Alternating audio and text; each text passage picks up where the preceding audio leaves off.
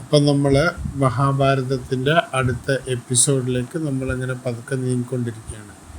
അപ്പം നമ്മൾ കുന്തി ദേവിയുടെ കഥയിലേക്കാണ് വന്നുകൊണ്ടിരിക്കുന്നത് കേട്ടോ. കുന്തി ദേവി പാണ്ഡു മഹാരാജാവിൻ്റെ ഭാര്യയാണ്. പണ്ട് കുന്തി ദേവി ചെറിയ കുട്ടിയായിരിക്കുമ്പോഴേ കുന്തി ദേവിക്കൊരു വരം കിട്ടും. ദുർവാസാവ് മഹർഷിയിൽ നിന്നൊരു വരം കിട്ടും. എന്താണ് വരം? കുന്തി ദേവി ദൈവത്തിന് തുല്യമായ മക്കളെ ജനിപ്പിക്കാനുള്ള കഴിവുള്ള ഒരു അമ്മയായി മാറും എന്നുള്ളൊരു വരം കുന്തി ദേവിക്ക് ദുർവാസാവിന് കിട്ടും. ദുർവാസാവ് മഹർഷിയിൽ നിന്ന് കിട്ടും. ദുർവാസാവ് മഹർഷി നമ്മുടെ ചരിത്രത്തിൽ വളരെ ഫേമസ് ആയിട്ടുള്ള ഒരു മഹർഷിയാണ് കേട്ടോ ദുർവാസാവ്.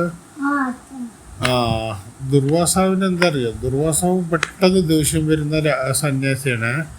ദുർവാസാവിനെ തൃപ്തിപ്പെടുത്തുക എന്ന് പറയുന്നത് ഭയങ്കര ബുദ്ധിമുട്ടുള്ള കാര്യമാണ്. അങ്ങനെയുള്ളപ്പോൾ എന്ത് ചെയ്ത് ഒരു ദിവസം ദുർവാസാവ് മഹർഷിയുടെ ആശ്രമത്തിൽ കുന്തി ദേവിനെ കാണുമ്പോൾ കുന്തി ദേവി വളരെ ഭംഗിയും വളരെ നല്ല രീതിയിലും മഹർഷീനെ സംരക്ഷിച്ചപ്പോൾ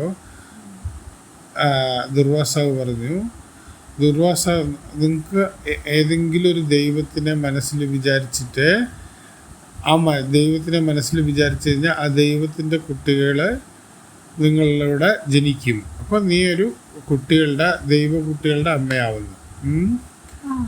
അങ്ങനെയുള്ളപ്പോൾ ദുർവാസാവ് അങ്ങനെ വരം കിട്ടിയപ്പോൾ കുന്തി ദേവി എന്ത് ചെയ്ത് വീട്ടിൽ പോയിട്ട് ഈ വരം ഒന്ന് പരീക്ഷിച്ച് നോക്കാമെന്ന് വിചാരിച്ചു. രാവിലെ എണീച്ച് സൂര്യനെ മനസ്സിൽ വിചാരിക്കുമ്പോൾ സൂര്യനിലൂടെ ആദ്യമായിട്ടൊരു കുട്ടി ജനിക്കും.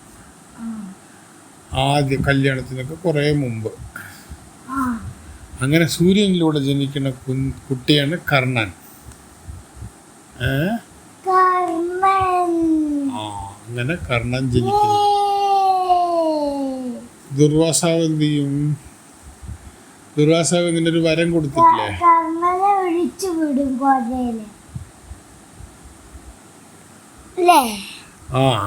അപ്പൊ ഏതൊരു അപ്പൂപ്പൻ എടുക്കും. അങ്ങനെ വിചാരിക്കുമ്പോ പെട്ടെന്ന് ഇങ്ങനെ കുന്തി ദേവിക്ക് ഇങ്ങനെ കുട്ടി ജനിക്കുന്ന കുന്തി ദേവി പോലും വിചാരിച്ചിട്ടില്ലല്ലോ, ഞെട്ടിപ്പോയില്ലേ. അപ്പോ കുന്തി ദേവി പറയാണ്, no nothing, she stammered. I was only playing. She prostrated herself before him and begged, forgive me, please go, forgive me. അപ്പോൾ സൂര്യനെ ഇങ്ങനെ മനസ്സിൽ വിചാരിച്ചിട്ട് ഇങ്ങനെ ആയപ്പോൾ കുന്തി ദേവിക്ക് ഭയങ്കര അത്ഭുതമായി.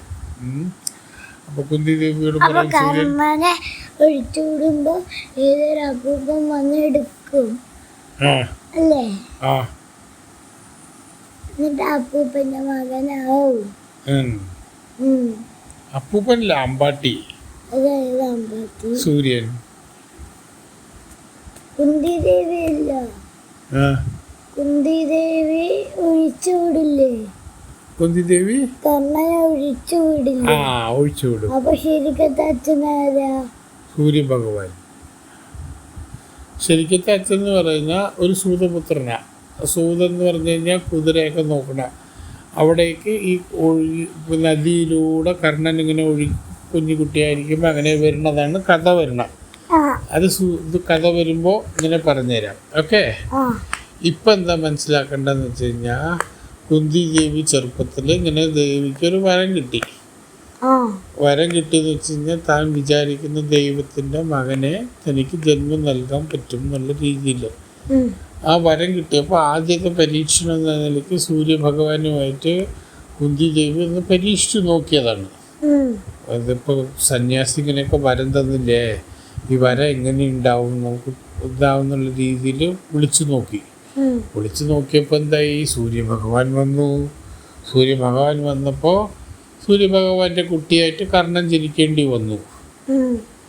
അപ്പോൾ കുന്തി ദേവിക്ക് ഭയങ്കര സങ്കടമായി. കുന്തി ദേവി പേടിച്ച് പറഞ്ഞു, അയ്യോ വേണ്ട, എന്നെ ക്ഷമിക്കൂ, ഞാനിത് വെറുതെ പരീക്ഷിച്ചതെന്ന് പറഞ്ഞപ്പോൾ നിങ്ങൾക്കങ്ങനെ ദൈവത്തോട് ഇങ്ങനെ തമാശ കളിക്കാൻ പറ്റില്ല, നിങ്ങൾ വിളിച്ച് വരാൻ പറഞ്ഞു കഴിഞ്ഞ് വന്നു കഴിഞ്ഞ് നിങ്ങൾക്ക് ആ ഇതുണ്ടാവുന്നത്. അങ്ങനെയാണ് കർണൻ ജനിക്കുന്നത്. ആ ഈ കഥ ആദ്യത്തെ കുട്ടി കർണനായി. ഇങ്ങനെ ഈ കഥ കുന്തിദേവിയുടെ ഭർത്താവ് ആരാണ്? അറിയില്ല. സൂര്യ. ഇപ്പോഴത്തെ ഭർത്താവ് ഇപ്പോൾ ഉള്ളതിൽ പാണ്ഡു മഹാരാജാവ്. കഥ ഒന്നുകൂടി അച്ഛൻ പറഞ്ഞു തരണം ആദ്യം തൊട്ട്. വേണ്ട. ശന്തനു മഹാരാജാവുണ്ട്. ശന്തനു മഹാരാജാവിൽ നിന്ന് ഗംഗയിൽ നിന്നുണ്ടാവുന്ന മകനാണ് ഭീഷ്മാചാര്യർ, ദേവവ്രതൻ. അത് കഴിഞ്ഞ് സത്യവതി കല്യാണം കഴിക്കും. സത്യവതിനെ കല്യാണം കഴിച്ചാൽ പറഞ്ഞാ രണ്ടുപേരുണ്ടാവുന്ന ചിത്രാംഗതനും വിചിത്രവീര്യനും. ഭീഷ്മർ അങ്ങനെ പിടിച്ചുകൊണ്ട് വന്നിട്ട് അംബാലികനെ പിടിച്ചുകൊണ്ട് വരും. എന്നിട്ട് അവരെ കല്യാണം കഴിക്കുമ്പോൾ 3 മക്കളുണ്ടാവും. ആദ്യത്തെ ആളുടെ പേരാണ് ധൃതരാഷ്ട്ര. ധൃതരാഷ്ട്രക്ക് കണ്ണ് കാണില്ല. പാണ്ഡു. മൂന്നാമത്തെ ആളാരാണ്? വിതുരൻ. അങ്ങനെ പാണ്ഡുവിൻ്റെ ഭാര്യയാണ് കുന്തിദേവി. അപ്പോൾ പാണ്ഡുവിന് കുട്ടികൾ ജനിക്കില്ലല്ലോ. അപ്പോൾ ചോദിക്കുന്നത് എന്താണെന്ന് വെച്ച് കഴിഞ്ഞാൽ പാണ്ഡുവിന് ഇങ്ങനെ കുട്ടികൾ ജനിക്കാൻ പാടില്ല എന്നുള്ള ഒരു ഇതാണ്. ഇപ്പോൾ കുന്തിദേവിക്ക് ഈ വരം കിട്ടിയിട്ടില്ലേ, ഈ വരം കൊണ്ട് നമുക്ക് അടുത്ത തലമുറയിലേക്ക് കുട്ടികൾ ജനിക്കും. അപ്പോൾ പാണ്ഡു പറയാണ്, ദൈവങ്ങളെ ഇങ്ങനെ ഒരു വരം തന്നിരിക്കുന്നത് എന്തിനാന്ന് വെച്ച് കഴിഞ്ഞാൽ എനിക്കുള്ള ശാപത്തിൽ നിന്ന് നിങ്ങൾക്ക് മോക്ഷം കിട്ടാനും കുന്തിദേവി ഒരു ഭാഗ്യമുള്ള, അതായത് വരം കിട്ടിയിട്ടുള്ള അമ്മയായി മാറാനും വേണ്ടിയാണ്. അതുകൊണ്ട് അടുത്ത 5 പേർക്കും 5 കുട്ടികളെ നമ്മൾക്ക് ജനിപ്പിക്കാൻ പറ്റും. അതുകൊണ്ട് ആദ്യം എന്താണ് യമൻ എന്ന് പറഞ്ഞാൽ, യമൻ ആരാ അറിയോ? യമൻ എന്ന് പറയുന്നത് മരണത്തിൻ്റെ ദൈവമാണ്. യമധർമ്മം എന്ന് പറയും. ധർമ്മത്തിൻ്റെയും ഇതിൻ്റെയും ദൈവമാണ് യമൻ. ഏറ്റവും നല്ല മൂത്ത മകൻ ഏറ്റവും നല്ല ധർമ്മത്തിൽ നിന്ന് വേണം ഉണ്ടാവാൻ.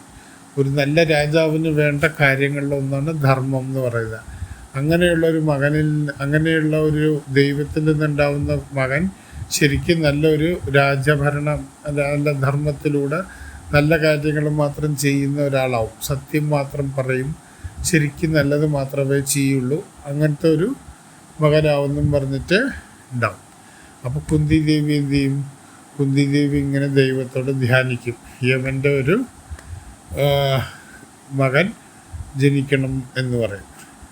ഇങ്ങനെ ആ വരമില്ലേ, ആ വരം വെച്ചിട്ട് കുന്തിദേവി എന്ത് ചെയ്യും? യമരാജാവിൻ്റെ കുട്ടിക്ക് ജന്മം നൽകും. The child will be the best of men, truthful in thought, word and deed, and also blessed with strength and courage. He shall be named Yudhishthira, which means one unflinching in the war. അങ്ങനെ യുധിഷ്ഠിരൻ എന്ന് പറഞ്ഞിട്ട് മൂത്ത ആള് ജനിക്കും. ആർക്ക് ജനിക്കുന്ന? കുന്തിദേവിക്ക് യുധിഷ്ഠിരൻ ജനിക്കുന്നു. അങ്ങനെയുള്ളപ്പോൾ പിന്നെ അടുത്തെന്താണ്? രണ്ടാമത്തെ മകൻ.